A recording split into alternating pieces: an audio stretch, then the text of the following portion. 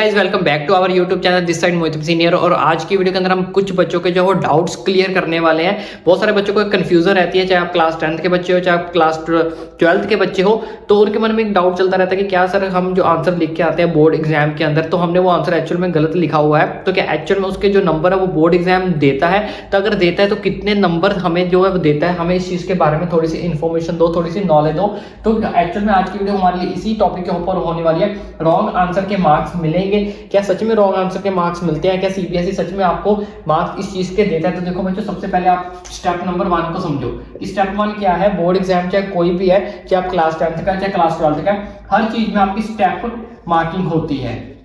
ठीक है, हर चीज में आपकी स्टेप मार्किंग होती है, चाहे वो कोई भी एग्जाम हो, साइंस का एग्जाम हो, न्यूमेरिकल में आपकी स्टेप मार्किंग होगी, एसएसटी का पॉइंट्स में अगर आप कोई क्वेश्चन लिखा है तो स्टेप मार्किंग होती। तो अगर आप क्वेश्चन पेपर को ध्यान से देखोगे तो साइड में आपका कई बार लिखा भी होता है कि इस क्वेश्चन में आपको इतना करोगे तो इतने मार्क्स मिलेंगे, इतना करोगे तो इतना मार्क्स मिलेंगे। तो सबसे पहले ये चीज होती है, आपकी स्टेप मार्किंग होती है। तो अगर आप मान लो कुछ स्टेप्स लिख के आते हो, मान लो अगर आपने यहाँ पे पहला स्टेप 1 लिख दिया, स्टेप 2 लिख दिया, स्टेप 3 लिख दिया, आपका स्टेप 1 सही है, तो यहाँ पे आपको आधा या 1 नंबर, जितने भी नंबर का स्टेप होगा उतने मार्क्स आपको मिल जाएंगे। मान लो अगर आपका यहाँ पे स्टेप 2 गलत हो जाता है,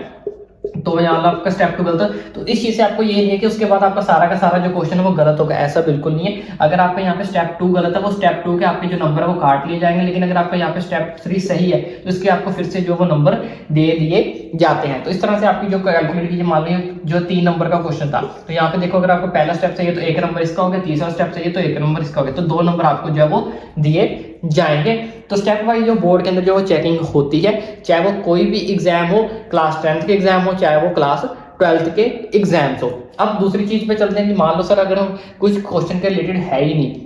मान लो मैंने अपनी तरफ से अपने मन से आंसर बना के लिखा था, मुझे नहीं पता वो क्वेश्चन सही था या फिर गलत है, तो क्या इस चीज के नंबर मिलते हैं? या फिर कुछ बच्चों को डाउट रहता है कि सर मैंने आधा क्वेश्चन सही लिखा था, आधा अपनी तरफ से बनाया था, तो क्या इस चीज के मुझे नंबर मिलेंगे या फिर नहीं मिलेंगे? देखो बच्चों, बोर्ड एग्जाम के अंदर देखो आपकी अकेले की कॉपी तो चेक नहीं होती, टीचर्स के बाद बहुत सारी कॉपीज चेक होती है और बहुत ज्यादा एक्सपीरियंस टीचर्स होते हैं, इन्विजिलेटर्स होते हैं, आपका पहले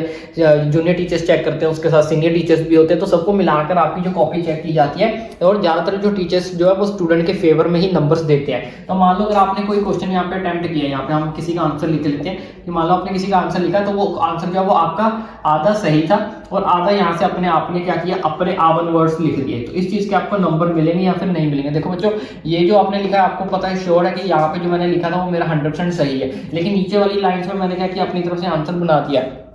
तो इस चीज को देखो, अगर ये जो आंसर आपने अपनी तरफ से बनाया है, अगर लेकिन ये आंसर आपके क्वेश्चन के रिलेटेड हुआ, तो ये आपको चीज आपके क्वेश्चन के रिलेटेड हुई, ठीक है, क्वेश्चन रिलेटेड, क्योंकि जो क्वेश्चन में पूछा गया आपने अपना आंसर उसी के रिलेटेड बनाया है, तब आपको टीचर जो है वो नंबर देगा। क्यों? क्योंकि आपने जो है अपना आंसर अपने वर्ड्स में जो लेकिन तो बनाया है, लेकिन आपने सिर्फ वो अपना आंसर जो क्वेश्चन के रिलेटेड ही बनाया है, उसकी कोई सेंस बन रही है। अगर आपकी उसके साथ कोई सेंस बन रही है, वो चीज आपने क्वेश्चन के रिलेटेड लिखी हुई है वो सही है, उसकी कोई सेंस बन रही है, तो डेफिनेटली आपको जो है वो नंबर मिलेंगे ही मिलेंगे। उस चीज में आपके नंबर नहीं कटते हैं। तो इस चीज का आपको ध्यान से समझ लेना है कि अगर आप अपने वर्ड से आंसर लिख के भी आते हो और वो क्वेश्चन के रिलेटेड है, ठीक है, थोड़ा बहुत ऊपर नीचे चल जाता है, इतना हर कोई टीचर समझता है, बच्चे भी समझते हैं, कोई डिट्टो कॉपी तो होता नहीं है कि सेम टू सेम बुक वाले छाप दे, अपने वर्ड से आंसर मतलब होता है 19-20, थोड़ा सा ऊपर नीचे चलता है, लेकिन हाँ उसकी कोई सेंस होनी चाहिए क्वेश्चन के रिलेटेड, तो डेफिनेटली आपको जो वो नंबर मिलते ही मिलते हैं। कुछ बच्चे ऐसे होंगे जो सोच रहे होंगे कि सर मैं तो पूरा का पूरा क्वेश्चन ही मुझे नहीं आता था, मैं उसे सिर्फ अपनी तरफ से लिख के आया हूँ। तो अगेन उन बच्चों के लिए मैं एक चीज बता देता हूँ कि अगर आपने पूरा का पूरा आंसर होल आंसर, ठीक है, होल आंसर आपने सिर्फ अपने वर्ड्स में लिखा है, आवन वर्ड्स में लिखा है पूरा का पूरा आंसर, तो अगेन चीज रिपीट कर रहा हूं ऐसे वाले बच्चों के लिए भी, तो वहां पे पहले आपके स्टेप्स देखेंगे कि जो आपने क्वेश्चन लिखा है, क्या वो जो आंसर आपने लिखा है, क्या वो आपका आंसर जो वो क्वेश्चन के रिलेटेड था,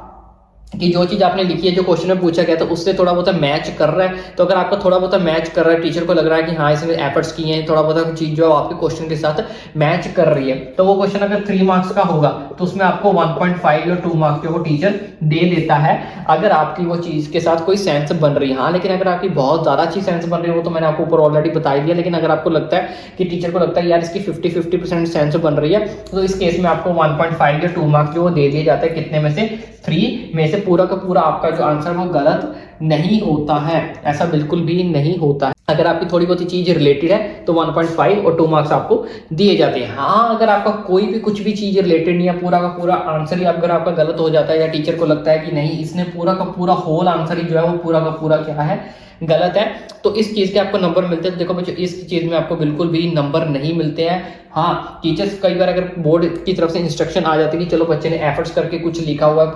पूरी 4-5 लाइन्स भरी हुई है या पूरा का पूरा पेज भरा हुआ है, तो इस केस में आपको 0.5 मार्क्स जो है वो मैक्सिमम 1 नंबर जो है वो दे दिया जाता है। लेकिन वो तभी दिया जाता है अगर बोर्ड्स की तरफ से इंस्ट्रक्शंस आती हैं इन्विजिलेटर को, जो टीचर्स जो वो कॉपी चेक करते हैं उनको इंस्ट्रक्शंस आती हैं कि हाँ वो अगर बच्चे ने एफर्ट्स करके लिखा है, चलो बच्चे ने सारा कुछ गलत लिख दिया लेकिन उतने ऊपर से लेके इतने लास्ट इतने बड़ा पैराग्राफ बना के लिख दिया है, लेकिन वो सारा का सारा पैराग्राफ गलत है, कुछ भी उसमें रिलेटेड नहीं है, कुछ भी उसमें कोई सेंस नहीं बन रही है, तो इस केस में आपको जो बोर्ड की तरफ से 0.5 मार्क्स या मैक्सिमम 1 नंबर जो वो दे दिया जाता है। लेकिन ये तभी दिया जाता है अगर बोर्ड की तरफ से इंस्ट्रक्शंस आती हैं। लेकिन पूरा का पूरा आंसर ऑलमोस्ट मैं आपको बोलूँ कि 0.5 मार्क्स जो वो मिल ही जाता है। बहुत रेयर चांस है कि आपको जो 0 मार्क्स मिले किसी क्वेश्चन के अंदर, तो इसलिए आपको घबराने की कोई नीड नहीं है। थोड़ा सा बस जो भी अगर आपने अपने तरफ से आंसर बना के लिखने होता है उसमें थोड़ा सा उस चीज़ को ध्यान दिया करो